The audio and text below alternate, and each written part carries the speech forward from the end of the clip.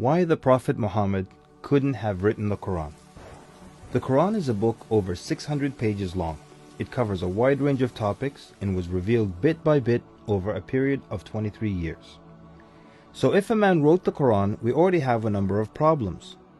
If you're going to write a book like the Quran and claim it's from God, you can't make any mistakes. The book can't contradict itself, and you have to keep it consistent as you add to it over a period of 23 years and keep the message consistent.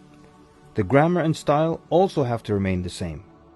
If the Quran is not from God, Muhammad would have to write it himself. That means in the middle of the Arabian desert, with no books around and being illiterate, he would have to know law, civil rights law, criminal law, family law, labor law, military law, personal injury law, real estate law, and tax law. He would have to know history. With little to no Christian presence in Mecca, he would have to know the stories and events in the lives of the prophets before him, the history of past nations, Judeo-Christian religious rulings, and he would have to know it well enough to somehow offer additional information and details not found in those books. He would have to know how to develop a nation, how to start a government, know about worship and purification, invent dietary laws, know psychology, about raising children, arbitration, distribution of wealth, finance, and business. In the area of science, he would have to know embryology, oceanography, about plate tectonics, cloud formation, UV rays, know about plants, mountains, bees, the human brain, the Big Bang, and the expansion of the universe. And in order to make the book complete, he would have to have knowledge of the future so he can write things that will happen in the years to come. He would have to be a time traveler in order to insert his name and mention in the Bible. If he's claiming that the book he wrote is from God, it must not have a single solution that doesn't work. He must also keep his emotions and personal life out of the book.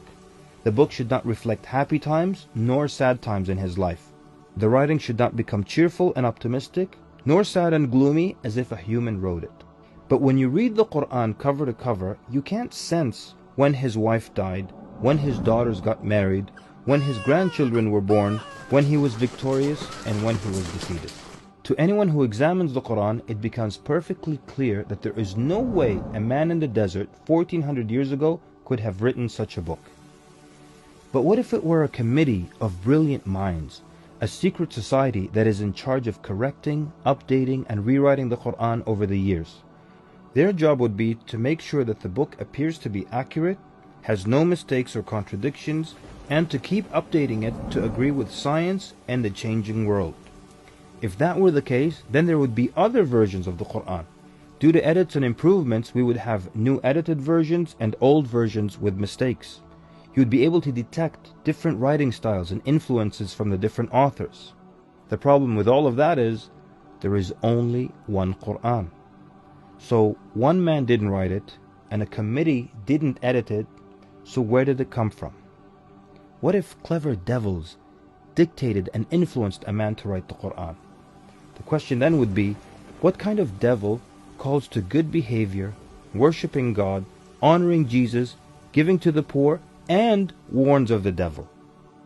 Any way you analyze the Quran, you come to a clear conclusion. It could not have been written by a committee, a devil, nor the Prophet Muhammad. Since it's impossible for Muhammad to have written it, then that means he was truthful in that it is from God. If it is from God, that means he was a genuine prophet. And if he's a genuine prophet, then his message should be heeded and obeyed.